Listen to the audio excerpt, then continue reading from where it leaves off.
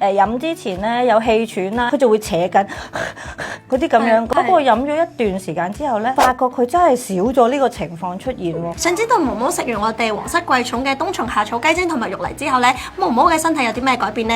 我哋作為寵主咧好敏感㗎，一油啲咧我哋都唔敢俾佢食嘅。不過發覺你哋嘅冬蟲夏草雞精咧冇油啦，冇添加喎，仲要冇膽固醇添，咁變咗對老狗咧我哋就會放心好多俾佢試咯。同埋你哋嘅雞精咧有冬蟲夏草嘅成分，可以延年益壽，見到佢係 keep 住有活力啦。咁同埋我哋比賽嗰陣時冇咁易攰咯。佢啲毛髮啊、眼仔嗰啲都 keep 得幾好啊。同埋你雞精都有分俾年青嘅狗狗啦，或者係老年嘅狗狗。咁我又覺得幾好喎，我又可以選擇買老年嘅狗狗嘅雞精，咁就有冬蟲夏草嘅成分，即係對佢個健康保養會好啲咯。梗係想佢哋長命百歲啦。佢話認同啊，毛毛而家係咪啊？